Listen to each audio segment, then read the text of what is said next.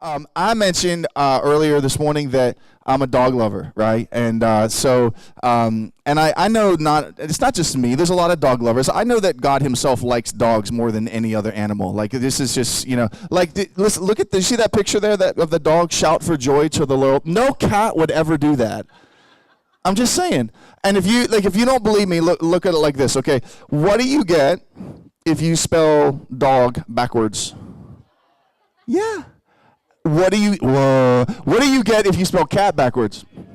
The Antichrist. Like, that's what. So I'm just keep that in mind, all you cat lovers out there. So last year I decided to take my dogs for a little ride. And so they jumped in my truck. I got an SUV, and we're driving around.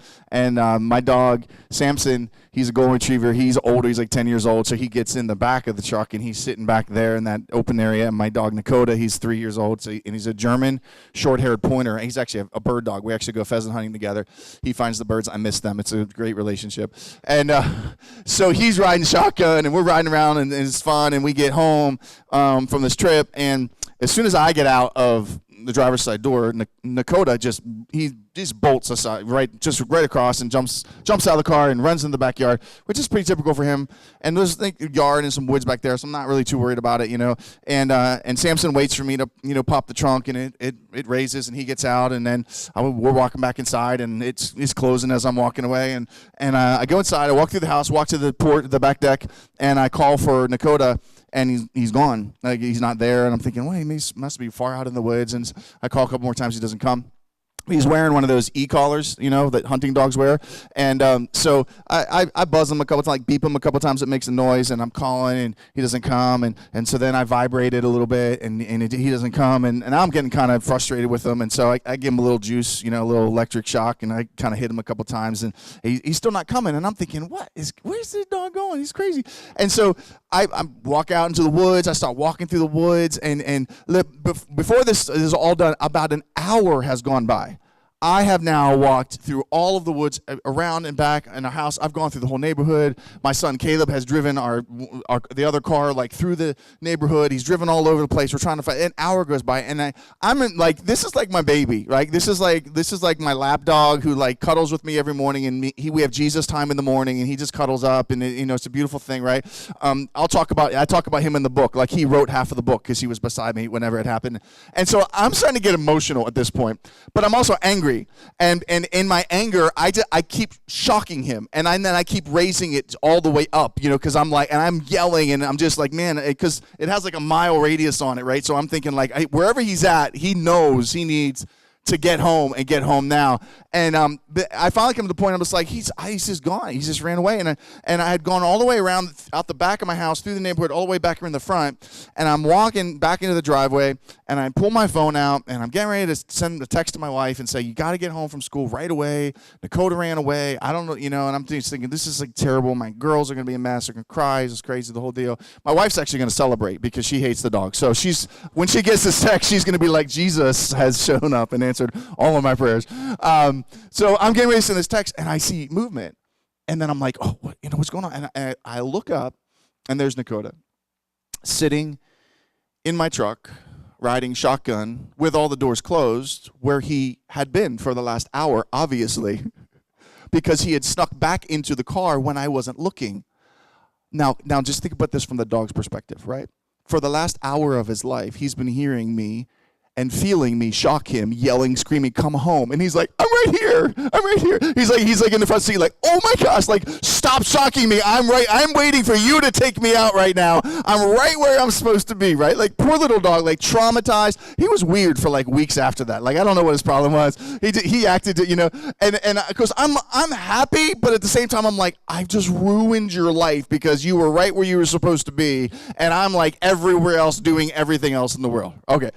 So, what does this story have to do with anything? Here, check it out. Pastor Chris asked me in this session to very specifically do a session that would be applicable for both children's workers and youth workers, and specifically kind of try to navigate through this transition that takes place when a kid goes from children's ministry to youth ministry, right? And the mistake that we often make in ministry is we're so busy doing everything else. We got a tiny little 5th grader or 6th grader there basically saying, I'm right here, what about me? Like, I haven't gone anywhere. I've been a part of this church. I'm ready to keep on moving forward. And you're too busy running around doing all kinds of other stuff. And so this session is going to be super nuts and bolts practical. In fact, if you haven't already gone to the website there and downloaded the notes, you might want to just go ahead and do that right away, because it's like it's probably a little bit too much that you can write. Because what I'm going to do is I'm going to give you some philosophy stuff on the front end about the way that we had to learn as a church and as a ministry to think about this transition. And then on the back end, I'm going to give you actually what our timeline was. I know that it won't be like point for point applicable in your scenario or your context. You're a leader. You'll scale it down. You'll pick and choose out of our timeline what works for you and what doesn't work for you. But I think this is really gonna be helpful for all of you to kind of process this, because what oftentimes happens in youth ministry, and that's the side I'm most familiar with, but what oftentimes happens in youth ministry is we're so busy with the kids that we have that we actually don't prepare accordingly for the blessing of the students that are coming up into our ministry.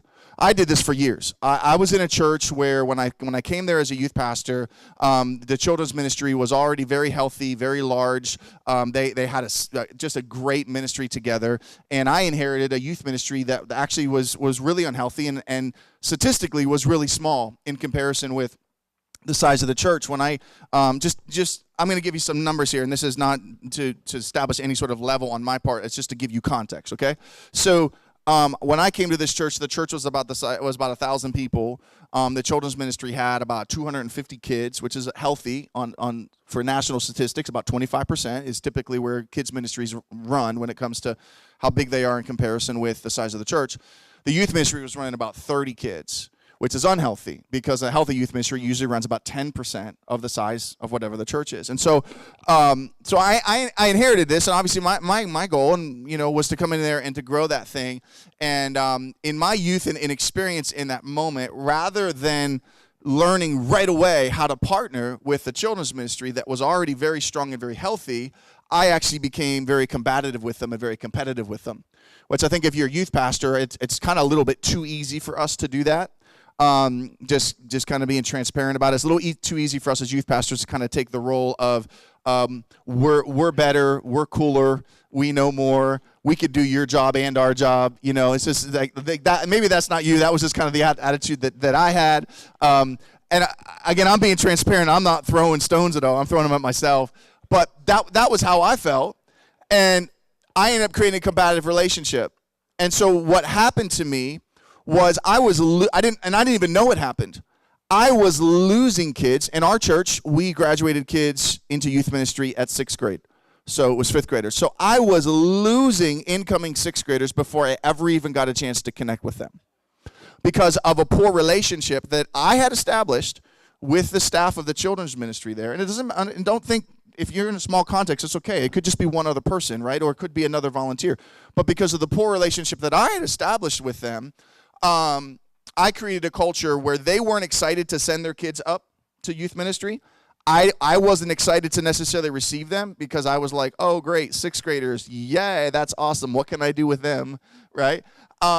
And so this went on for years. And it was kind of one of those things where, like, I'd get an email like the week before kids were coming up. Oh, by the way, new 6th graders are coming up this week. Oh, okay, cool, great. How many is it? Oh, I don't know. I'll run a report for you. And I'd get a report like a month later or something like that. There's just a very, very toxic, thing that was going on here.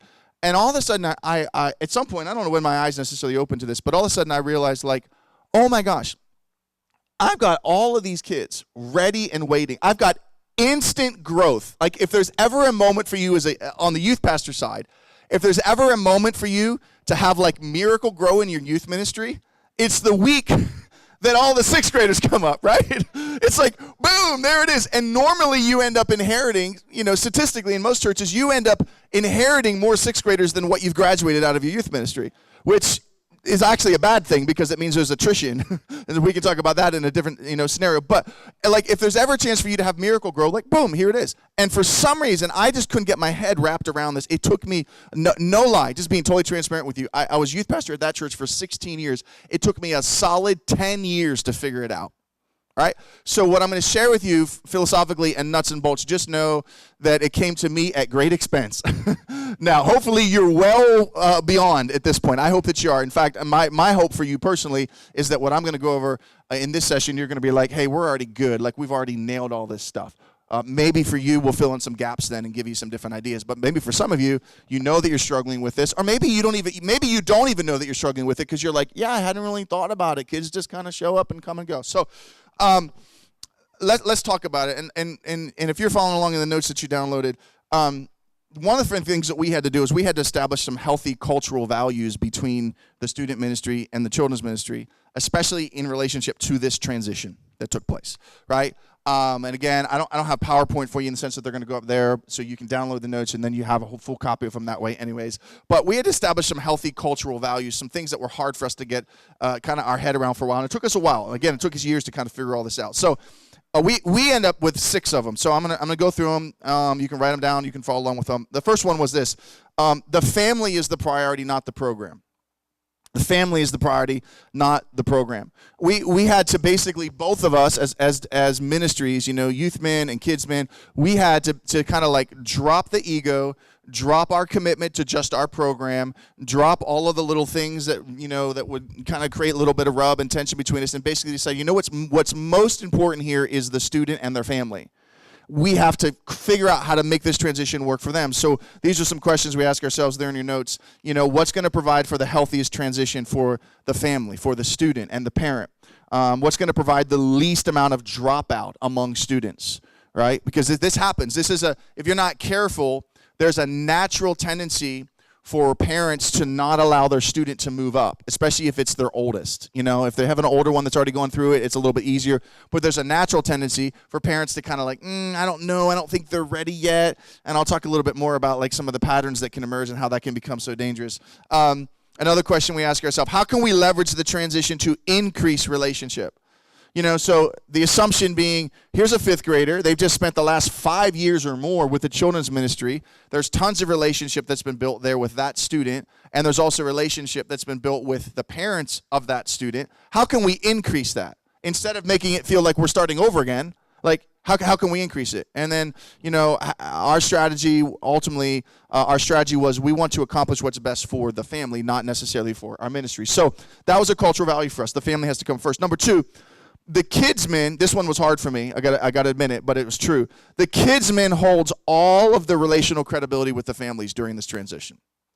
It's the kids pastors, it's the kids volunteers. They're the ones, they hold all the relational chips. And so youth pastors, you and I, we got to kind of swallow the ego, swallow the pride. You might think you're cooler, you might think you dress better, you might, whatever it is that you think, but they're the ones that hold all the relational chips because they're the ones that have had the kids, So why is this? The parents are comfortable. The parents are comfortable with the systems and structures of the kids ministry. The parents are comfortable with the relationships they've built with kids volunteers and with kids pastors. The parents are comfortable with the systems and structures that are in place with the kids ministry. Structures like, this is where you drop your kid off. This is when you drop your kid off. This is the name tag that you get. This is when you pick your kid up. This is how we communicate to you. We send home a newsletter, or we have an email that we send out. Like, the parents are comfortable with this. So what on that side, like you as a youth pastor need to understand that's the reality. Like, this is how the parents have learned to relate with one of the ministry departments of the church. And so when you inherit them, you need the kids pastor. You need the children's pastor to help you navigate that relationship. I'm being transparent about myself, and it's not necessarily true of you. I struggled with that. Like, my ego got in the way of that, because I felt like I was better and that I didn't need their help and that I'd be fine. And so that caused a problem for me. So it was hard for me to say, you know what, you're right. I don't hold any relational credibility with these kids or with these parents. I need you to make that happen for me, right? Number 3 value was this: the kidsmen must lead the way towards the healthy transition. The kidsman has to lead the way. Why? Because of number 2. Number 2 says, you're the one who holds all the relational chips. You're the one who has all the credibility. So you're also the one who needs to lead the way in this transition. I'll break you down kind of how we did that, but a couple of things that are in the notes there, like championing the youth ministry, speaking well of the opportunity, championing the opportunity for kids to move up to the next level, speaking well of, like, man, your kid's going to grow. This is going to be amazing. Our youth ministry here at the church is incredible. Speaking that to the parents, speaking that to the kids, and encouraging them. In fact, children's pastor, kids pastor, I'd say to you need to be the first voice to speak about the transition that's coming.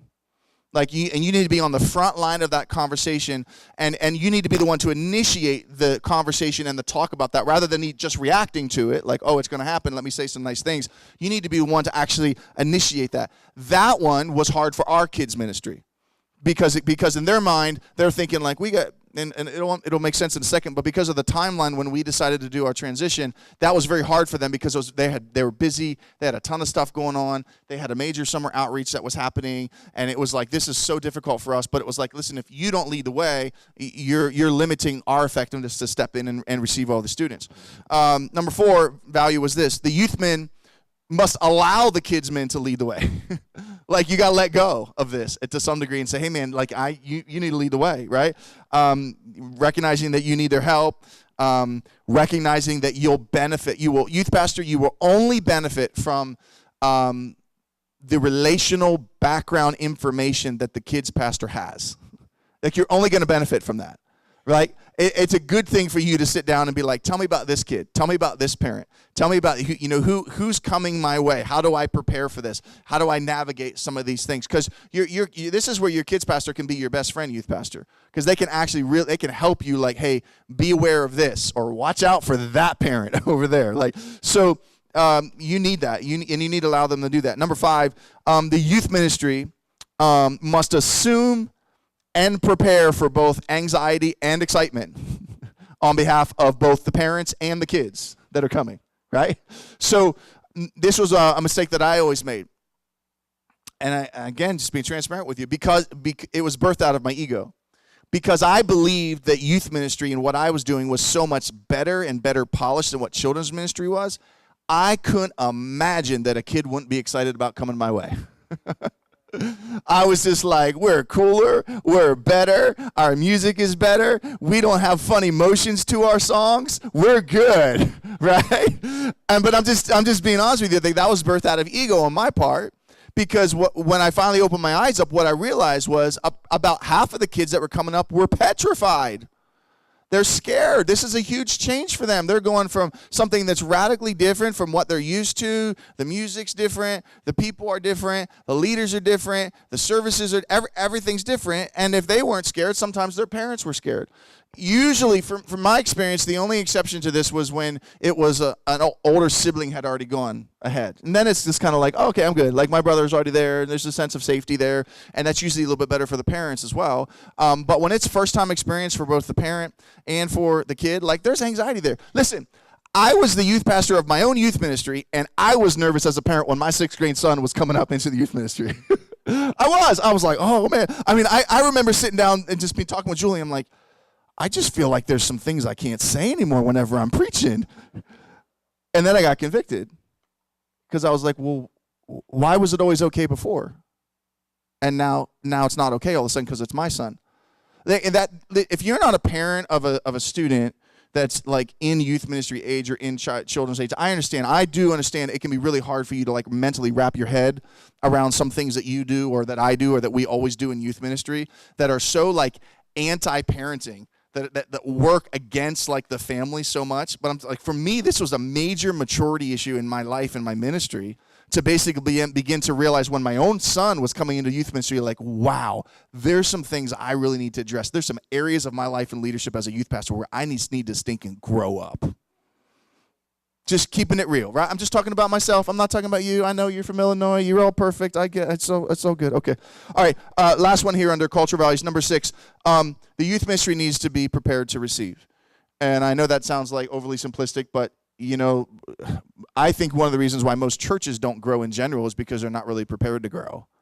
And they're not really prepared to receive the harvest. You can pray all day long for the harvest, and Jesus is like, yeah, I'm not really sure you're going to be able to keep it from spoiling. So, there's some things, and so for me in youth ministry, I was like, okay, what do I need to do, or what do I need to adjust, what do we need to adjust as a youth ministry in order to really begin to prepare to receive these incoming 5th graders, right? Second page of your notes if you're following along. So there were 2 layers to our transition strategy, 2 layers. The first was a communication strategy, and then the second was a connection and a community strategy. Under communication, it was like we listed out, here's all the different ways in which we need to communicate well about this transition. So we need to have two-way communication between both the departments, like the youth min department and the kids min department. We need to have some church-wide communication about what's happening and when it's happening and what's going on. We need to have communication from the kids ministry to the parents. We need to have communication from the kids ministry to the students that are going to be in transition. We need to have communication from the youth ministry to the incoming parents, and then we need to have communication from the youth ministry to the incoming students. So like those are like underneath every one of those, and I don't break them down for you in the notes, but under every one of those was then another like, okay, here's how we're going to communicate to these students. Here's how we're going to communicate to these parents. Like, here's what we need to do. I would recommend for you in general, just in either youth or children's ministry, I don't think it really matters. If you don't have redundant forms of communication in your ministry, you're not going to communicate effectively. And what I mean by redundant forms of communication is like it's the same message communicated on your website, in your bulletin, in an email newsletter, on a Facebook page somewhere, on an Instagram feed somewhere, in a text messaging service somewhere, in print form somewhere, like just redundant forms of communication. Here's what's happening in our society, and you already know this. I'm just reminding you of something that you already know. You might not have thought about it this way before, though. But people pick and choose how they like to receive communication. And some parents are like, I just want to receive it on Facebook because that's what I do. Some parents are like, I need you to send me an email. That's what I need. Some parents are still like, I need a letter. I need a hard copy letter. And that's what I'm saying. Like, you need to find, like, how are you going to communicate? And of note for you, and this is a conversation you need to have, youth pastor and children's pastor, in the same church. You need to talk about how your departments communicate the same ways and how your departments communicate differently. This is crucially important for you as a youth pastor, because when you inherit a new student, youth pastor, and when you inherit a new set of parents with that student, they've been trained by the communication style of the children's department, how they're going to be communicated to. Is everybody with me? If the children's department is like in my church, they did two things really, really well. They sent emails home on a weekly basis, and then they sent flyers home with kids on a weekly basis. That's what they did. That's what worked. And that's what worked for them. That might not work for you. That's what worked for them. I didn't do either one of those things in youth ministry. So parents coming into my ministry were like, I never know what's going on. I'm like, what are you talking about? It was on Facebook. It was on Instagram. It was on Twitter. We had it on Snapchat. We sent it out as a text message. And they're like, I never got the message. Why? Because they were waiting for the sixth grader to come home with a flyer in their hand. And I'm like, we don't do that in youth ministry. Sorry, but that's not an okay answer for you as a leader.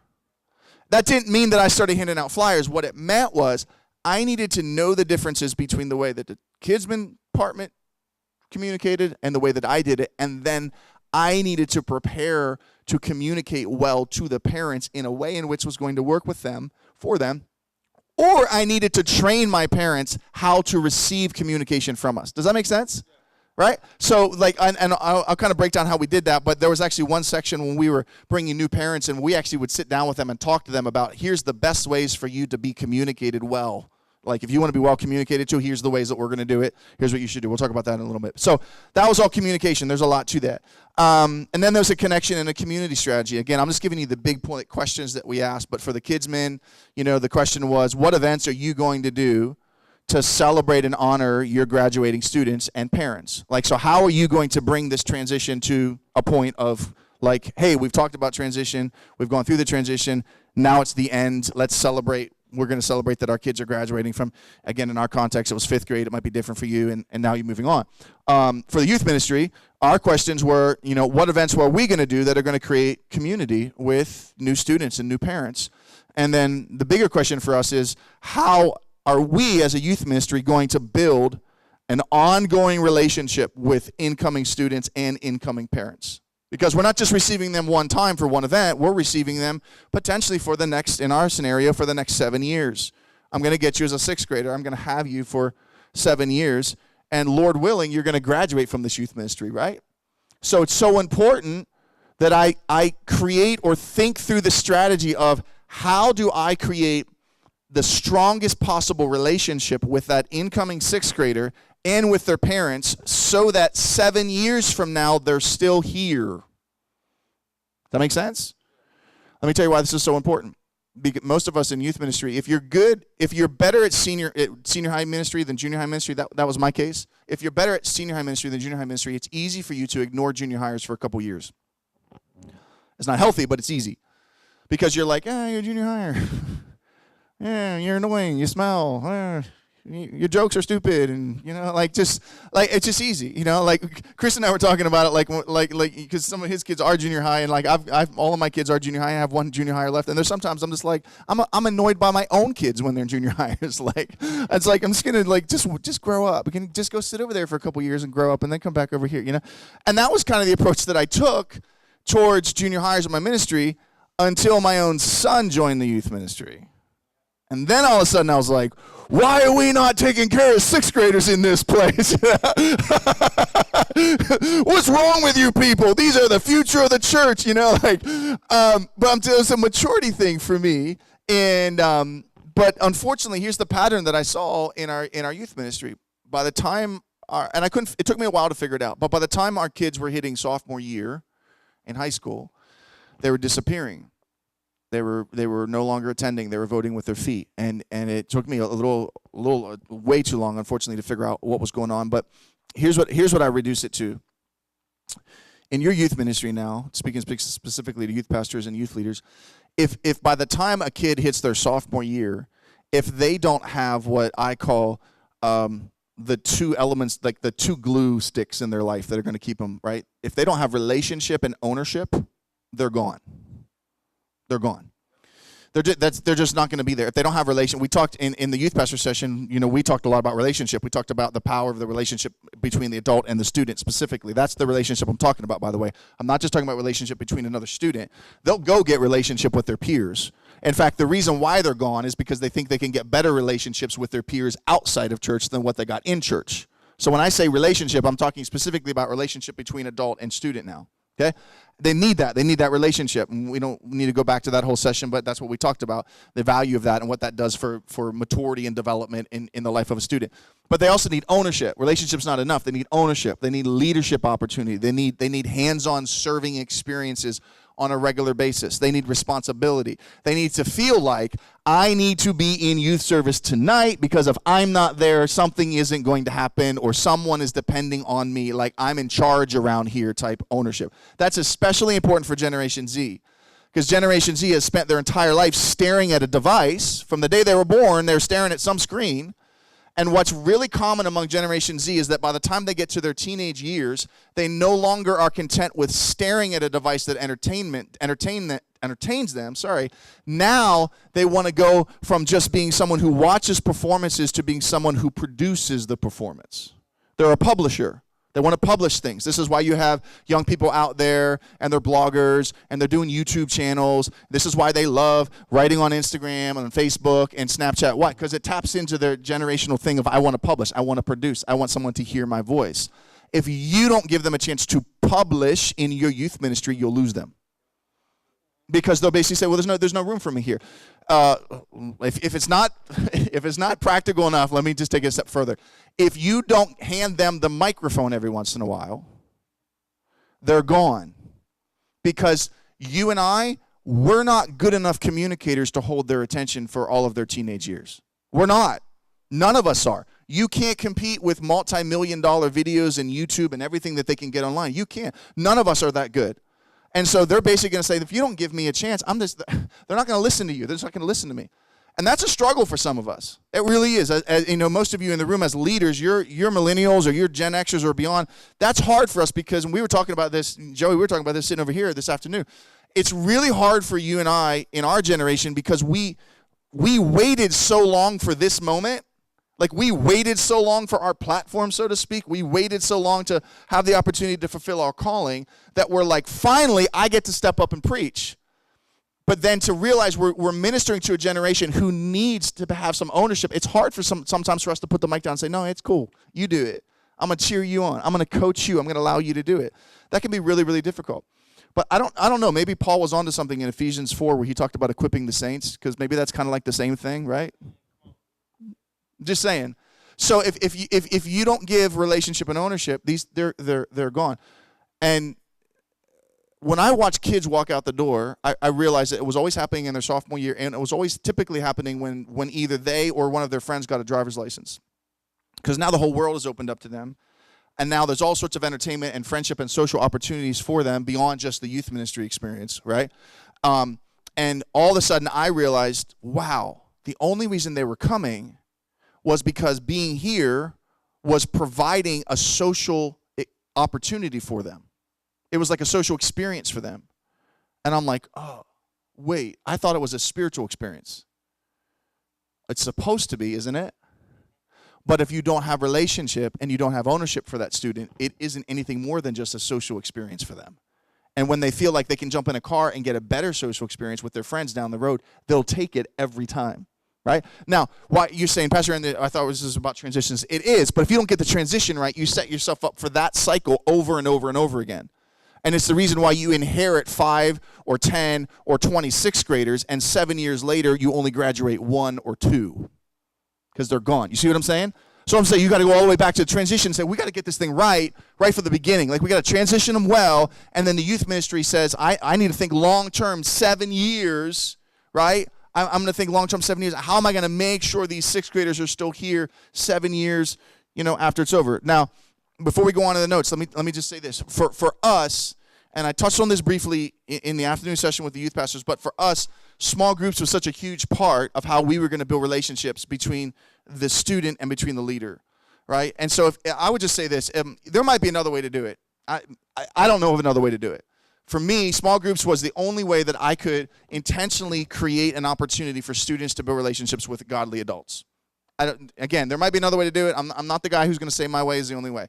Maybe there's another way. I just don't know what it is. So for me, it was all small group based. Very briefly, this is how it worked. We can talk more in detail if you have more questions about it. In junior high, our small groups were grade-based and gender-based. In senior high, our small groups were gender-based. The small group leader started with a group at 6th grade, and we invited the leader, if we wanted to keep them, we invited the leader every year to graduate up with their group. So I would say to a leader when they came and they said, hey, I'm interested in being a small group leader, we had a whole process for that. We would have them shadow. We would have them do training. We'd have them be assistant leader for a while before they were ever the leader of their own group. But all that aside, there's a lot of other information there. I would say to a leader, hey, if you're going to come and be a small group, I need you to make 2 commitments. Commitment number 1, I need you to be here every week. And I know that is a steep commitment, a steep price to pay. And I know that you could volunteer in a lot of other departments in this church where they didn't expect you to be here every week. But I just know that you can't effectively build a relationship with a student if you're not here on a consistent basis. So I need you to be here every week. Commitment number 2, I need you to commit for an entire school year. Because I have way too many students that have watched moms and dads and well-meaning adults walk out on them way too much. And so if you're going to come, I need you to come for an entire school year. Once they agreed to that commitment, I would say to them, oh, by the way, I just wanted you to know, during this school year that you're serving, I'm going to be praying for you. And I'm going to be here to coach you. You know what I'm going to be praying about? I'm going to pray that you so fall in love with these students that when they all turn from 6th grade to 7th grade, that you're going to be like, let me move up with them. I just don't want to leave them. And then I'm going to pray that same prayer in 7th grade. And guess what? I'm going to do the same thing in 8th grade. And then I would start to tell them stories about Liz and about Dan and about Julie and about a host of our other leaders that had journeyed with students from 6th grade all the way through high school graduation. And I would say, man, Lord willing, it would be amazing if God allowed you to make that same kind of commitment. Because I decided that my goal as youth pastor wasn't that students would remember my sermons years ago after I was gone. I decided I don't really care if they remember my trips. None of that stuff. What I wanted them to remember was their small group leader. I wanted them to remember the adult that made the investment in their life, right? So I was telling Joey about this afternoon, but if I gave every one of you a sheet of paper and I said to you, I'm going to give you 30 seconds, I want you to write down the titles of the 5 sermons that have changed your life the most. Most of you couldn't do it. Even if it was your own sermons, you couldn't do it. But the same sheet of paper, and I said, write down the names of the 5 people that have changed your life. Every single one of you would get it. And so for me, we restructured our whole ministry and basically said, I just want to set you up from day 1, 6th grade, to build relationships with adults. Now, our children's ministry did the exact same thing. Our children's ministry said, you know what? We're going to do the same thing. We're going to have grade-based, gender-based small groups from 1st grade all the way through 5th grade. And those small group leaders are going to have the opportunity to travel along with them. And so by the time I inherited a group of sixth graders, I might not have inherited their leader. Sometimes I did, and that was amazing. We had some people in our church that they're like graduating kids from high school, and they're just like, I've been with you for 12 years.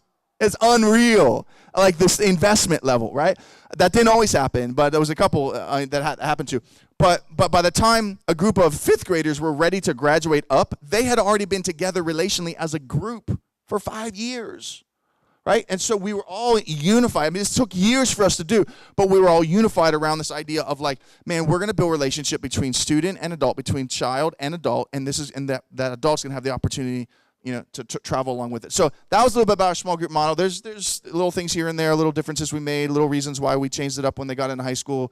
I'm more than welcome to talk about that while I'm here. If you want to grab my email or whatever, and we can talk about that kind of stuff. But let me give you real quick, before we jump into our specific timeline, let me give you some signs of unhealthy transition, right? If you have any of these things happening during or around or after your transition, then these are some signs that probably you really do need to work on this transition a little bit. These were all things that were happening to us.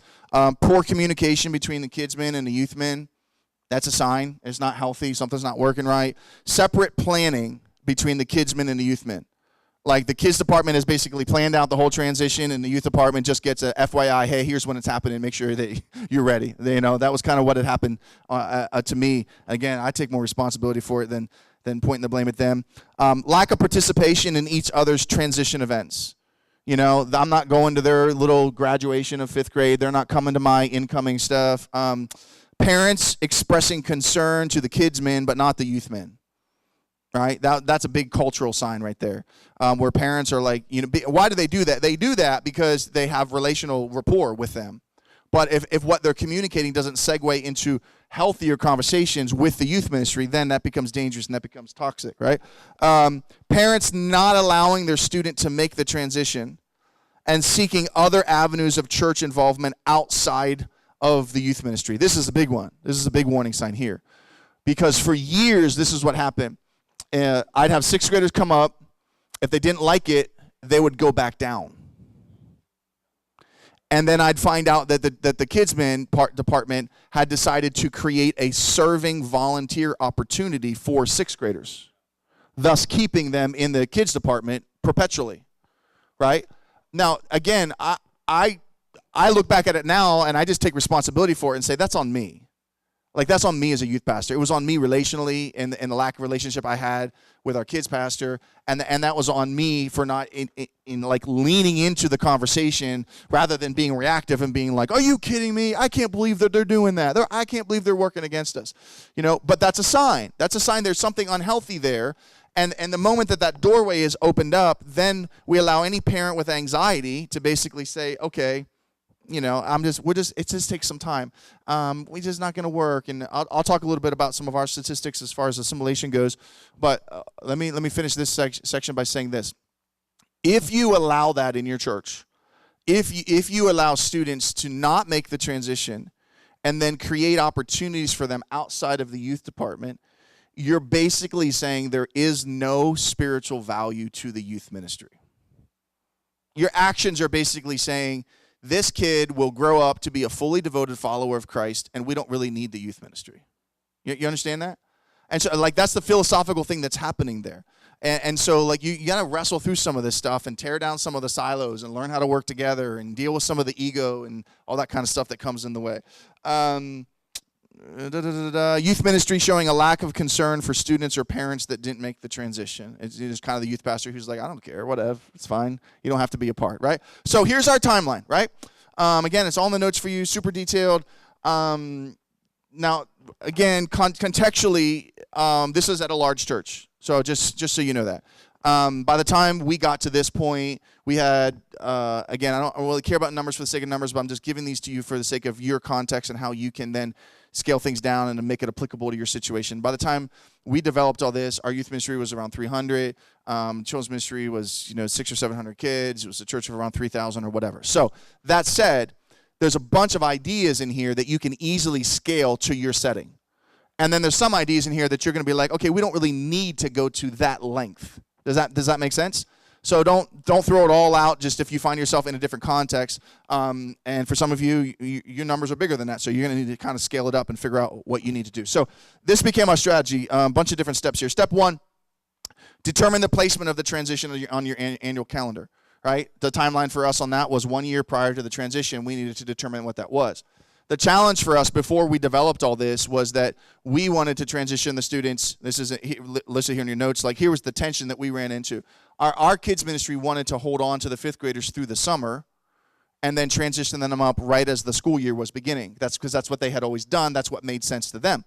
For us, our biggest event of the year as a youth ministry was our back-to-school retreat. And so we wanted to be able to effectively invite and sign up incoming sixth graders to go to the back-to-school retreat with us. And so that didn't give us enough time. You know, if it's like, welcome to the student ministry, we're leaving next weekend or leaving 2 weekends from now, it's just not going to happen. They're not going to come.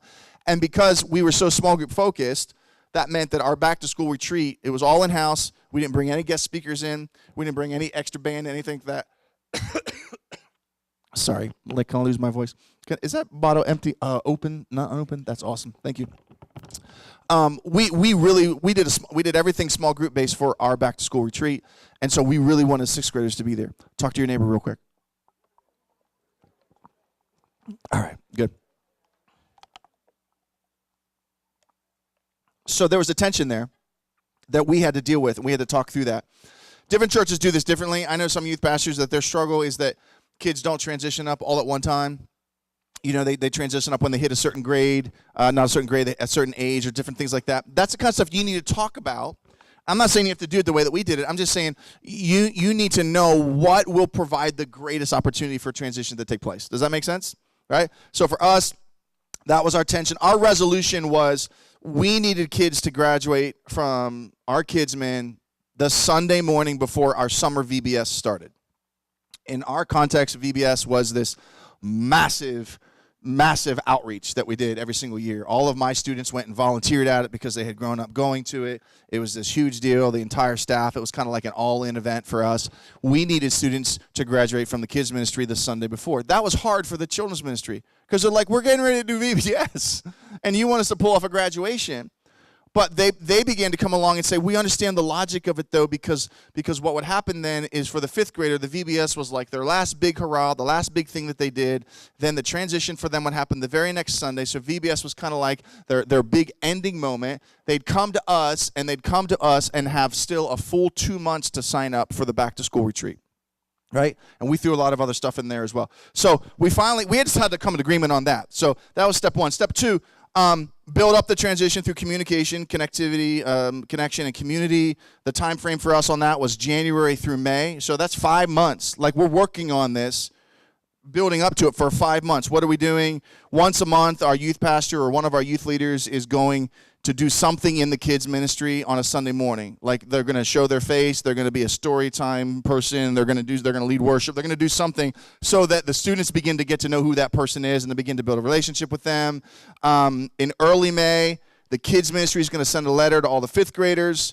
The purpose of the letter, I'm just reading this to you if you have the notes. Introduce the student ministries pastor, build credibility, share similarities between the kids ministry and youth ministry. One of the things that we discovered as leaders, especially in our context, when you're dealing with change, and people have a hard time with change. By the way, you have a hard time with change too. You only like it as a leader because you're in charge of it. It's true. But when you're on the receiving end of change, sometimes what is really helpful is if someone reminds you of all the things that are not going to change. Right? Because sometimes when we present change, it's just like, everything's changing, as if that's better. And so what we had to start doing with our parents is point out the similarities to them between the kids ministry and the youth ministry. And when we did that, like similarities like common goals and things we wanted to accomplish, and like, hey, they worship in kids ministry, we worship in youth ministry too. It just is a little different. Some of the songs are different. Hey, they preach God's word in kids ministry. Guess what? Youth pastors preach from the Bible too. I know you didn't know it, but we do. Like, you had to point out some of this. So we were trying to like point out some of those things, share similarities.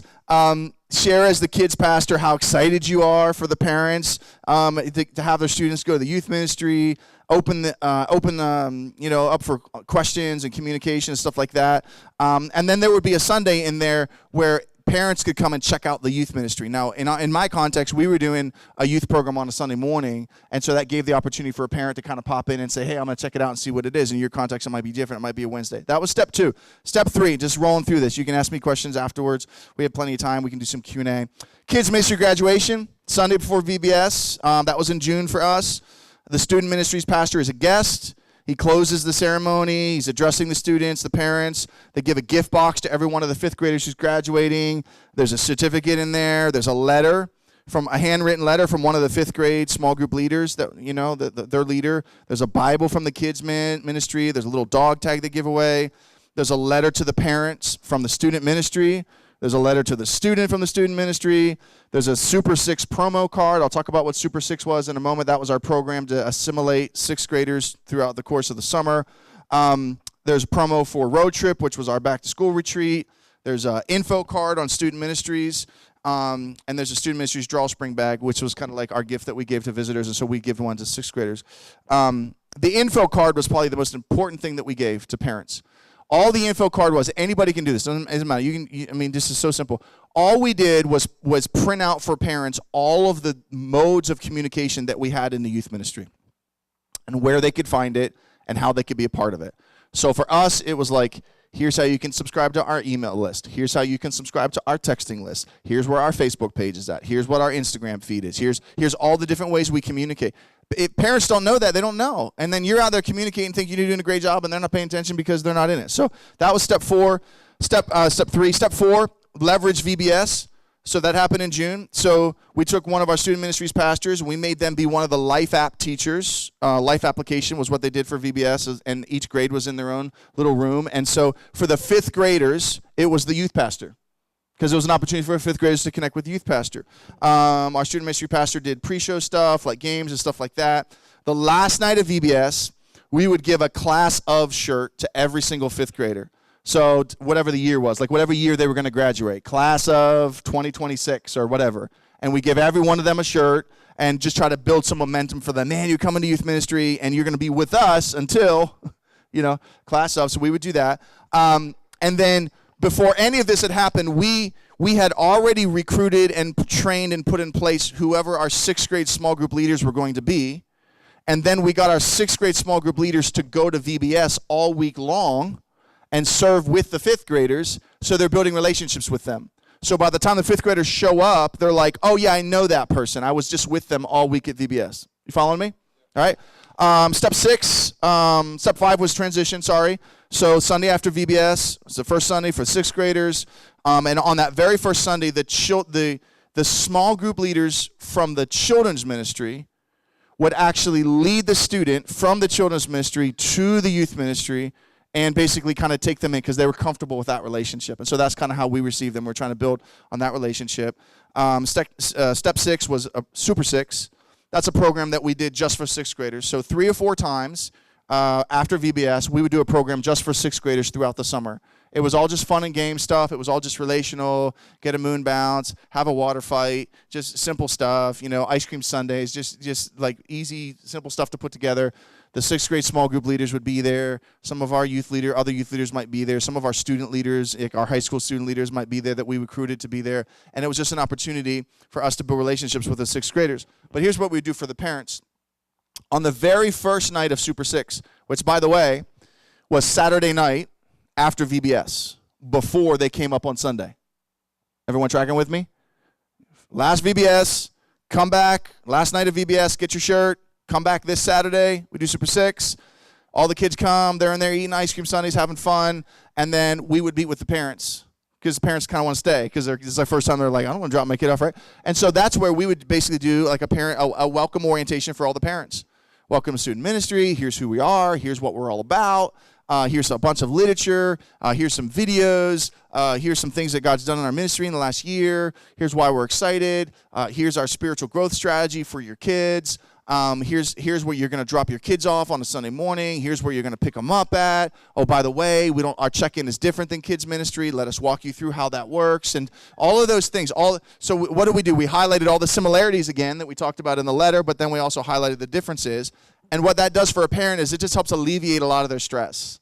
and it helps put a face to the student ministry, and it's just kind of like, okay, this is going to be good. Like we're going to be fine. And so we did that the first night at Super 6. We gave them a ton of information, kind of duplicate stuff that they might have already gotten in the gift box from their kids' graduation, but they got some more of it. Step 7, we tried to get them to go to the back to school retreat. Our internal statistics basically said to us that if we got a 6th grader to go to our back to school retreat, we had a 95% chance of retaining them, because our retreat was so small group heavy and relationally heavy that basically by the time that kid came back from that weekend, they were like, oh my gosh, youth ministry is the best thing in the world. Ah! They're just like, they're crazy. And that's obviously what we wanted. We had a 95% chance of retaining them if they came. Now, so what we did, because the number was so high, is we raised as much scholarship money as we can to push towards 6th graders. In fact, we actually did for our back to school retreat, we did what we called the rookie rate. And if it was your first year coming, we applied this across the board no matter what your grade was. But if you were coming to our retreat for the first time, we gave you the rookie rate, which was basically 50% off. We had to raise that in scholarship money in order to make the retreat work. But that also basically meant that every single 6th grader was always going to get that same rate because they're rookies. And that made a huge difference for us to get parents, to bring them along. I should say this too, by the way. In our context, might be different for you, but in our context, the worst 6th grade small group leaders were young adults. No offense to young adults in the room. If you were like 18 or 19 and you had just graduated from our youth ministry, that was a bad deal for us. Typically because parents aren't very excited about an 18 or 19-year-old mentoring their 6th grader. Just saying, it's just true. They're just kind of like, okay, awesome. What are you doing on the weekends? I don't want you talking about that with my kid, So I had to go for like a higher level leader when I was recruiting. And if I did that, if I managed to get that higher level leader as a 6th grade small group leader, it was easier for me to get the 6th graders to go on the back to school retreat, because the parents were like, oh, you're an adult, you're mature, you have a job and you pay bills, and okay, I can trust the life of my student with you. Okay, I'm not trying to offend young adults in the room. I'm just saying that was our experience, and so we typically shot a little bit higher there. Okay, so get into the retreat. Number 8, track attendance and follow up. So from June, the moment of the transition, through the end of November, we meticulously tracked the attendance of the 6th graders that were supposed to have come up into our ministry and compared it with the attendance rosters from the children's ministry that they had given us when they were 5th graders. How else are you going to know whether a kid assimilated or not? Especially if you have any size. Now, if you're dealing with a smaller number, that's okay. You can do it all in your head. But for us, it was a bigger deal for us. We were inheriting anywhere from 40 to 70 5th graders a year. So there's no way we could do that without just basically saying, hey, we got some spreadsheets here. Let's compare. Let's do this.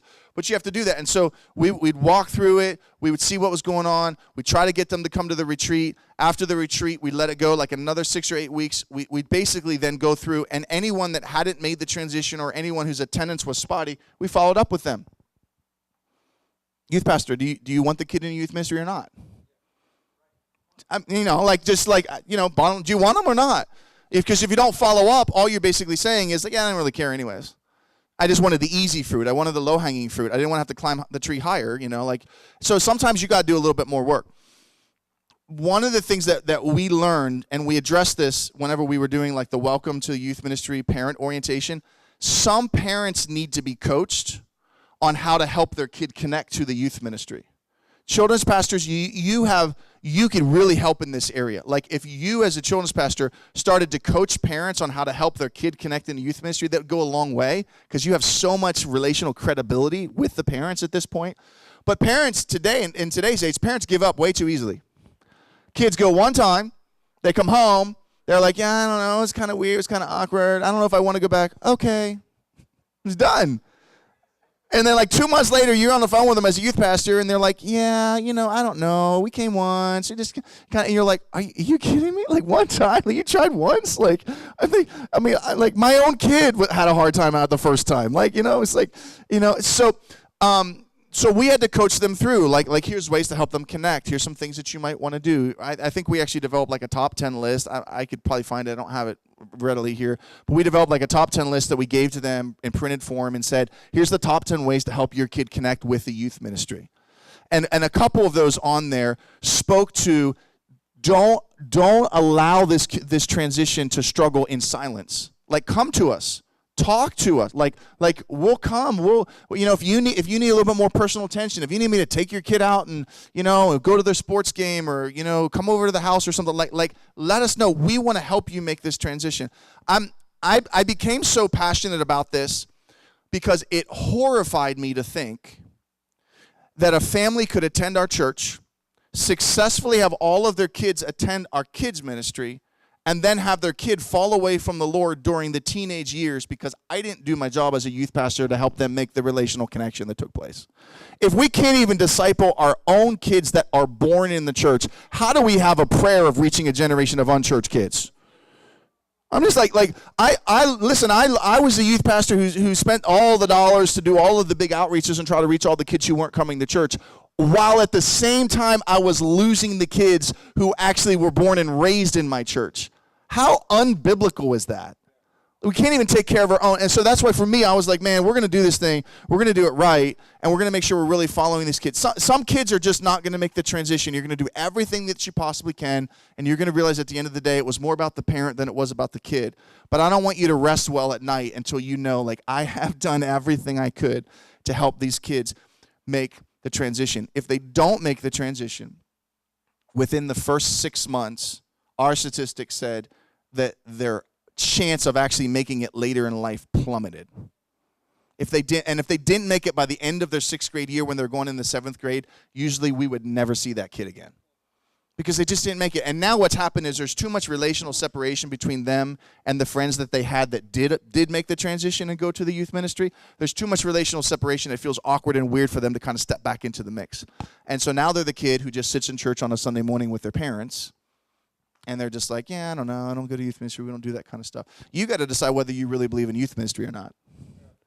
Because if you really believe in it, you know that you have something to offer that their kid isn't going to receive just coming to church on a Sunday morning or just, serving in the nursery for the rest of their life. I'm not against that. I'm just saying there's a growth opportunity that happens for a young person in our youth ministries that the other areas of our church doesn't usually provide.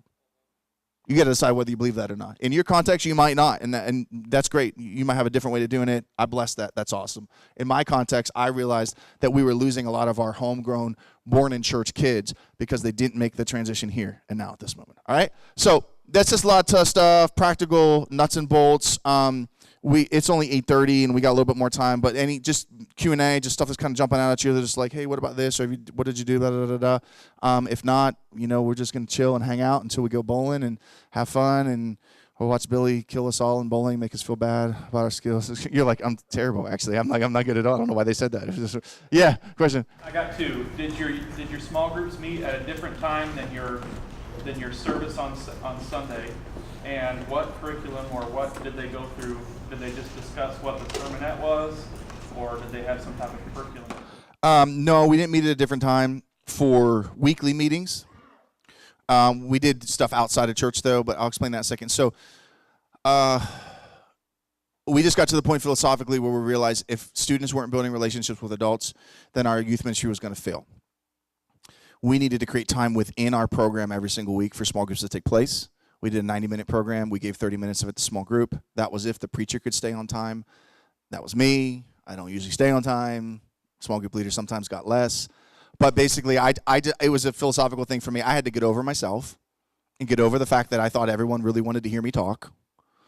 And they were going to remember everything I said and realize that students were going to be able to process spiritual truth better in a circle than a row. And they were going to be able to process it better in the context of questions and answers with a godly adult rather than just listening to someone preach into a microphone all night long. So we gave up a good portion of our service in order to make small groups work every single week in our services. By the way, when I did that, my volunteer retention went through the roof because your adults want to volunteer in student ministry and in children's ministry so that they can actually spend time with children and with students. And when you tell them to come in and volunteer in your youth ministry and all they do is stand at the door and play security for the kids that want to go to the bathroom, eventually they're like, I don't really want to be a part anymore. So So we integrated them in, and then we did not use a curriculum for our small groups. When I wrote a sermon, it was also whoever was preaching the sermon, it was expected that they would write questions to go along with the sermon. Typically, the small groups happened afterwards, and so we wanted them to process it and talk about it. We found other creative ways to maintain our Pentecostal vibe and feeling and theology and practice in our services, because we weren't always segueing into an altar time. So we created other prayer moments and other altar moments. And then we also did a lot more training with our small group leaders on how to pray for kids effectively so they could create some of those moments in their small groups themselves. Outside of our weekly program, our small group leaders were encouraged to do a lot more activities and spend more time with the small groups. So at Christmas time, we would encourage the small groups to go do some sort of like missions project together. In the summer, we always did like a missions day where it was local, and all of us in the whole youth ministry were getting together to serve. But when we organized the logistics of it, you were always together with your small group. Because all we're trying to do is create maximum relationship opportunity between the adult and the student. So cool, I got a bunch of students coming to serve in a local shelter at our home. We're all going to do it as small groups there. So that small group over there, that small group over there, so and so. So we're building a relationship that way. Yeah. Yeah. What was your, I think it's a great process, by the way, but what was your process for seniors graduating out into a college young adult or adult service type of setting? Did you guys do something similar? Yeah. We did a big, huge event for seniors called Passing the Torch. That was a big ceremony that we did. We had every senior came up one at a time. Their small group leader would read a letter to them, like kind of publicly, like affirming them. We actually gave them a torch that they lit. It was really dangerous, but it was fun. We almost set the smoke alarm off every year, but somehow we didn't do it. One year I used the wrong oil in the lamps, and it was just like you couldn't even see the ceiling. And then when it was over and we turned the lights on, everyone had black soot around their nostrils. Like, it was amazing. It was like, yeah, don't use the bug oil anymore. Like, use the indoor lamp oil, you idiot. Like, what's wrong? But then the graduating senior would read a letter to an underclassman in the youth ministry and say, "I'm passing my torch to you." It was so cool. It was my favorite thing. Now, after that, I think you're asking a little bit deeper than just a one-time event. So after that, then we struggled in young adult ministry. We were terrible at it. Before I left the church, what I wanted to do was I wanted to blend together. I wanted to blend the senior year with the first year of young adult ministry. Because seniors are going to not be told by their parents whether they're going to go to a young adult ministry because they're seniors. They're adults at this point, and so they're going to vote and attend based on relationship. And so they needed to have, in my mind, a year's worth of relationship during their senior year to segue well into whatever we were doing in our young adult ministry. We were headed that direction. I've seen some churches that have done that successfully, and that model's worked for them. I can't really speak specifically to it as far as that. Before we had young adult ministry at the church, what often happened was a lot of my seniors felt like, I've graduated. We graduated them in May with that passing the torch ceremony. We allowed them to stay through the end of August because most of them were involved with missions trips that summer and with National Fine Arts and things like that. So we wanted them to be a part of that. And then after August, they had to decide whether they were going to be a leader and serve in our ministry or whether they were going to move on. If they were going to be a leader and serve in our ministry, they were either... not to get super technical, but this might be helpful. So when you came to serve in our ministry, we classified like 3 different serving areas for you. So we had what we called a first-time serve opportunity. That was for someone you were just going to serve one time and that was it and you were done. Like we're going to have some dads come and help load luggage for the back-to-school retreat. That was very important for us because that was the pipeline to get them into like potentially serving again. So there's a first serve opportunity. Then what we called a serve opportunity, and that was a volunteer who wanted to serve on a regular basis, but they were just going to do like, I'm going to do sound twice a month, or I'm going to play in the band, or I'm going to run the snack shop or whatever. And then we have what we called an influence opportunity. And the influence opportunity was basically a small group leader. And that was someone who we were going to give the opportunity to influence one of our students. So when a graduating senior came back and said, hey, I want to be involved in the ministry, we basically figured out, are you just going to serve somewhere? Like you're going to help run media, you're going to do something like that, or you're going to do influence. If you're going to do influence, the only option for you is to be an assistant junior high small group leader. No other option for you than that. Because we just knew there needed to be enough age separation between them if they're going to come back and serve in ministry. We also knew that it wasn't healthy for them to serve as the leader. We needed a little bit more maturity for the sake of the views of our parents. And so that's what we did. We actually probably retained more of our young adults through getting them to serve regular than what we did anything else. But there was a lot of weakness at the time in our church in the young adult ministry. I think a lot of churches are struggling with that. Not the greatest answer, but that's what I got for you. Yeah. Other questions? Yeah. How many did you have in a small group, and were the ratios about similar size-wise between kids ministry small groups and youth ministry small Dude, groups? I can't believe you knocked that bottle of water over, man. Like, what's wrong with you? No, sorry. How many do we have in a small group? And In a small group, and was it the same kind of size small groups in kids, men, and young adult and youth ministry? And then also, how did you pick who was in what small group? Did you have a lot of problems with, I don't like my small group, I want another small group, my friends in another small group? yeah, those are all great questions. So kids ministry small groups usually ran about 8 to 12. They were pretty strict on that because that was what worked for them in their setting. I decided I didn't care how small or large my small groups got, because this is just a different take on my part. You might not like this.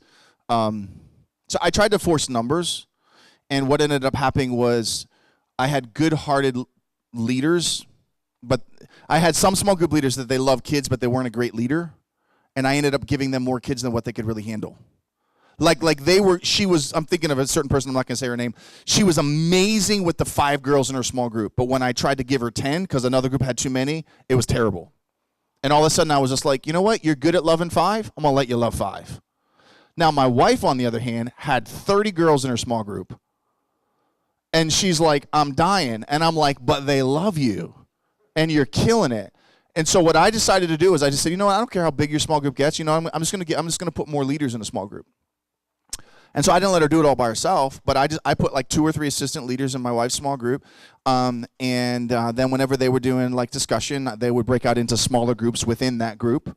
But then they were all together for one big group whenever they would do like their Christmas party or all their fun serving activities or all kinds of stuff like that, because she was capable of doing that. So I didn't want to cap the growth of one leader by a magical number that I had picked out of thin air. And I didn't want to like blow up another group when a leader really couldn't handle it. I know that's just backwards thinking for what most of the common thought is for small groups, but honestly, that's what worked for us. When you were a junior higher, we didn't allow you to pick your small group. There's one small group for your grade. Go. That's it. And then if that small group got too big, then we'd put more leaders in, and then they were still one small group at the beginning of the group time, but then whenever they were doing prayer and discussion, they might break into 2 smaller groups, because it just got too confusing to be like 6th grade A, 6th grade B. Like, that was crazy for us. If you're in a smaller context, you're thinking, oh, this is way over my head numbers-wise. Well, no, you just have a junior high boys group. You have a junior high girls group, right? I have 4 junior high boys. Okay, cool. Stick them all in the same group. And then as your youth ministry grows, then you can kind of decide, or as you inherit some kids from the kids ministry, you can decide based on how many kids are coming up, what do we want to do with groups? We decided when we got to senior high that we were no longer going to be grade-based, because at that point, senior hires are smart enough to know who they relationally connect with and who they don't connect with. I had senior hires as 9th graders that started leaving our youth ministry, and when I did focus groups with them to find out why, they told me they didn't like their small group leader, and because they'd had the same small group leader for 3 years, they knew they were going to be with them for the next 4 years. They just weren't going to do it. At which point I realized some of my leaders are capable of, it's like the parable of the talents. One person's good with 5, one's good with 2, one's good with 1. I just realized some of my leaders are good with this number, and they're not good with more. And so I'm going to allow and treat senior hires like adults, and I'm going to allow them to pick and choose their relationships. So in the month before our back-to-school retreat, we allowed senior hires to pick whatever gender-based group they wanted to be in and whatever leader they wanted to have. And they were allowed to experiment with that for 1 month, and then they had to lock in before they went to the back-to-school retreat. And once they were there with that small group for the retreat, they were committing to be with that small group for the rest of the school year. I get all that? Okay, yeah. Anyone else? Yeah. So 2 questions. So when you would have visitors like with up in the senior high level, maybe they're just testing it out once or twice. Do they get plugged in and get that 1 month period as well to choose? And also one issue that I've kind of come up, did you lead any small groups, or did that kind of create an unhealthy hierarchy, like, hey, my small group leader is the youth pastor, Yeah. you know? Yeah. Well, for visitors, most visitors are going to come with another kid anyways. So typically the friend they come with are going to take them to that small group. In the occasion that you kind of have that rare moment where, like, here's a kid who just showed up. His parents dropped him off at church and said, you're going to youth group or whatever. I had some student leaders that were my more friendly, extrovert student leaders who we worked with and trained to kind of like build quick relationships and friendships and then invite them to come to the small group. We always wanted it to feel relational. Even if it was systematic behind the scenes, I wanted it to feel relational in experience, to where a kid just didn't feel like a number. That was the problem for senior hires. They felt like, I'm just a number to you. My number's 10 because that's my grade, so you're telling me to go over there. That's not relational. I don't want anything to do with it. So I needed to be systematic on my side, behind the scenes, but it needed to feel relational on the front side. And so that's how we kind of handled the visitor situation. I regretted that I didn't lead small groups more often, personally. I only had a couple seasons where I actually had the bandwidth that I could take on a small group and do it well. There was a couple seasons where I tried and I was like, I'm like the worst small group leader ever. It's not, like, it is not easy to preach and then go lead a small group on what you just preached without preaching it again. Right? And so, and it's also hard for the kids to be like to really receive it, you know what I mean? And be like, or to be honest about it and be like, yeah, bro, I just really didn't connect with that one point at all, man. I don't know where you're like, so like, it was what was better for me, in all honesty, was like typically if I wasn't ending a message and going into like a prayer time before we went into small groups, it always ended something like, after prayer, hey, man, if you're here for the first time, we're going to go into small groups. If you don't know where your small group is at or what small group you should be in, I'm going to be right up here around the front. I'd love to meet you, and I'll help you find a small group. So that became like my relational way of helping connect with a student, get them plugged in with a small group, very quickly kind of figure out who they are and maybe what group would connect with them, if they had friends that they wanted to be with, or one of my leaders that I thought would do a good job connecting with them. Yeah. What would you do with the small group leader that has the right heart, does care about kids, but just having a hard time relationally connecting with kids, maybe just thinking over their heads, or really difficult? What would you do with it? I think it's on us as youth pastors to really train well.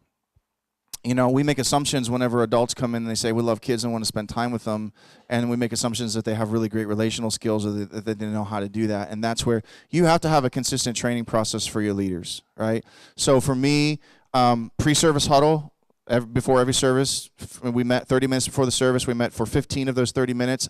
I always included some form of training in there. It was usually only like 2 or 3 minutes long, very short, something relational, just something little. Put it in their head right before they go into battle, so to speak, right? And then we pray together. Either once a month or once every 6 weeks, we would do a 45-minute training with all of our small group leaders. I typically tried to do it during the service because I knew they were going to come anyways. And so like during worship or during pre-service, we just have an extended training, and then I'd get them in like for the beginning of the sermon, or if someone else was preaching, I might even keep them longer, and then they'd come in a little bit at the end. So that gave me more training time with them. And then we would try to do an annual retreat or a conference of some, like a local conference type thing that we would try to do. And then one-on-one was huge, especially with a leader like that. They're just going to need more one-on-one time, more one-on-one coaching for you. I found one-on-one coaching very difficult because I had 3 kids, and so I was busy. So what worked best for me, might be a great idea for some of you, was when I was on my A game, once a month, I would go sit at a Panera. You got Panera out here, Panera bread? You guys got that? All right. So I'd go sit at a Panera from like 7 on a Saturday from like 7 in the morning until noon, and I would have already scheduled my youth leaders to come in at like 30-minute increments. And I would just sit there for 5 hours, and I would just buy everyone coffee when they came, and we would just talk. And sometimes we just talk about life and build relationships one-on-one, like, just as people. And then sometimes I would do coaching with them and help them specifically on the relational side, right? But now here's your motivation when you get timid as a youth pastor, because we all deal with that, right? When you get timid and you're like, I don't know if I want to push them, or I don't know if I want to remove them, or I don't know, like whatever. That kid's soul is on the line. Their very soul is on the line, because if they lose relationship with that leader, they're probably going to leave the church, and they might never come back. So at some point as a leader, you gotta man up, and you gotta say, I gotta make a tough call here. I gotta pull someone out, or I gotta coach someone very direct on what needs to happen, because there's a kid's life that's on the line here in this situation. How do you handle leaders who maybe transition mid-season, whether they stepped out, backslid, something like that? How did you handle their kids? Did you put them in a different group? And then even with that, were there students who maybe were there 5-7 years who had gone through 5-7 different leaders and were kind of at a point where maybe they didn't trust the leader because, well, how long before you step out like the last few did? Yeah. That's what my son's experience was in youth ministry. He had like 5 different small group leaders in his 7 years in our youth ministry. That was heartbreaking for me. But leaders just kept coming and going and coming and going and coming and going. It's terrible. It's terrible. Every year that I would graduate a small graduating class of like guys or a small graduating class of girls, it was always because they had multiple small group leaders from the time they were junior high or on. Every year I graduated a large class, it was always because they had the opposite. One small group leader, it was always. So that's just a hard reality that you're going to have to deal with if you're doing small groups, at all. My heart would go out to those kids, and so as they got older and that pattern kept going on, I tried to put better and better quality leaders in there, or sometimes I tried to just insert myself in there at times in order to try to stabilize it. And then if it was really rough for that senior class, I would make it an extra point of attention on my part to do a lot of fun senior events at my house with those seniors. So I'd have them over, like I would do like a pre-Thanksgiving dinner at like midnight on Wednesday night before Thanksgiving, because our church always did a big Thanksgiving thing. I'd invite them all over, and we'd have like Thanksgiving dinner before, because they were all going to sleep in anyways on Thanksgiving Day. And that was actually one of the funnest things that I did for seniors. And it's like 1 a.m. and we're eating turkey and mashed potatoes. It was like, this is amazing. And it was actually one of the most heartbreaking things too, because I'd have kids say to me, this is so awesome. I wasn't going to get a Thanksgiving dinner this year. And I'll be like, oh, it's like, eat more turkey. Take some home with you. Okay. What was your first question though? Just managing that you have. Okay. Cool. How much time do we have? Let's just do 1 or 2 more questions. 1 or 2 more questions. Okay, here we go. And then back there, and then we're done. How would you suggest, so I deal with a lot smaller of a group, and I tossed around the idea with my leaders on how to go about small groups, but the problem we keep running into is, like, for example, this last Wednesday, typically we have a lot of junior high guys. That's what my main group has been for 2018, basically. I had a lot of 6th graders come in that were guys. And then all of a sudden, our first service back from 2019, all those guys decided not to show up, and I had a whole room of there were just a bunch of new girls that just decided to show up. And I was like, okay, so we're going to split, and I have one. That's okay. The girls will get all the guys to come back. It's cool. I had one guy, and I was like, how are we splitting today? And so what do you do when you're dealing with a small group where numbers are actually, they affect the groups a lot and how we split? Because I literally had one guy show up, and I was like, you're with me and this other guy later, and we're just going to sit together. So I'm personally a big fan of gender-based, no matter what. So if you have a small youth ministry and it's like, cool, we have 2 guys here and we have 8 girls over there, to me that's still a win. And that's just philosophical for me. You might not share in that, and that's okay. I don't think that, especially high schoolers, I don't think the high school girls and guys can have in-depth spiritual conversations without distracting one another or flirting with one another or sending each other text messages. It just doesn't. I mean, that's going to happen anyways when they're, but it just doesn't work. And the guys aren't authentic, and they don't let their guard down, and the girls are more reserved because there's a guy there that they might like, or they just don't want to be. So we tried it. We tried it for years. Just like where we just took we did for years. We tried to do small groups based on the school that students went to, because we thought like that's cool because they could build relationships at youth group and all week long. And so we stuck them all together, guys and girls, and we just never got any spiritual traction with it. And so that's where for me, I would say regardless of your context, size wise, I just committed to a gender-based thing, and then I just let the groups grow gradually. You're hearing the end result of a 10-year journey of small groups that I went on. Just keep that in mind. It took me 10 years to get from the bottom to the top of what I described of grade-based, gender-based for junior high and gender-based for senior high. So it takes a long, long time, which is the reason why I'm such a fan of youth pastors and longevity. Figure out a way to stay, guys. Just figure out a way. For whatever you got to do. Figure out a way to stay at least. Make it. This was my goal when I first started in youth ministry. I wanted to see one class of 6th graders through high school graduation. Just figure out a way to do it. It's hard. It's not going to be easy. But you'll make the most impact for the kingdom of God on the lives of those students if you do that. Right? I was just with one of them the day before yesterday. I was with his name is Ben. He's a professional guitar player in Nashville. and I was just with him yesterday, and I had him as a sixth grader all the way through, and the kid's incredible. And he's amazing, and we had dinner together, and he's just like, dude, you had such an impact on my life, and like prayed for one another, and so it makes all the difference in the world. All the way in the back. Last question. Yeah, I've talked to some like young adults who talked about having a really hard time navigating once they were done in high school, feeling like they thought their leader was their friend, but now it looks like they were just a leader, or just like having a hard time understanding what the relationship was and what the relationship should be now. I don't know if you can touch on how you train your leaders, how you talk through transitioning out of the ministry, and So what happened in my context oftentimes was once a leader had spent either 7 years with the same small group, or like in my wife's situation, she picked up the girls in ninth grade and she took them all the way through the high school graduation. Most of my leaders never wanted to go back down and start over again. And I was like, I don't blame you. There's sixth graders down there. That's scary. Like, I get it. So what I did was I encouraged and tried to create other serving opportunities for them in the youth in my youth ministry, because I didn't want to lose them, while at the same time encourage them to find ways to continue the relationships they had with those small groups that are now going off to college. So it was never really structured, but I just fed them stuff. Hey, you should send them notes. Hey, you should send them college care packages.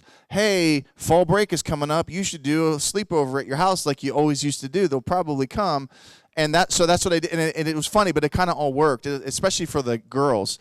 Not so much for the guys. It was a little harder. My guy leaders had to kind of do more one-on-one stuff with their guys after they, got out. But for the girls, man, it was like they were like juniors in college, and they'd come home on fall break, and they'd be like, we can't wait to go to Miss Liz's house and watch scary Christian movies, because that's what they did, like the Thief in the Night stuff. Like they would just. It was weird. It was weird. I'm like, Liz, what are you doing? She's like, they love it. It's the stupidest thing ever, but the girls come just when I tell them we're going to watch a cheesy, scary Christian movie. I'm like, so do your thing. I don't care. So that was how I encouraged it and navigated it. Some of my leaders would go back down. My high school leaders typically just wanted to go back down to ninth grade, but sometimes I didn't have a spot for them. See, that's what happens when you do this for a long time. If my 8th grade leader is always moving up into ninth grade, then my 12th grade leader can't really come back down to ninth grade and take over. The only option for them is if I have a weak small group somewhere in the chain that needs a leader, which is how my wife got in as a ninth grade leader, because those, like 3 different small group leaders for those girls through junior high, she got in and took them the rest of the way. So I had to create other ministry opportunities or other ways for those leaders to serve. Sometimes what I did is I took them and I made them small group coaches. I said, you're going to be a coach, you're going to coach all the other small group leaders, and you're going to fill in my gaps. Because you're always going to have small groups. Even though you ask for a weekly commitment, you're always going to have a small group that doesn't have a leader on one day. And so I'd say, okay, cool, you're going to, hey, Liz, I'm talking to the same lady who did the Scary Christian movies.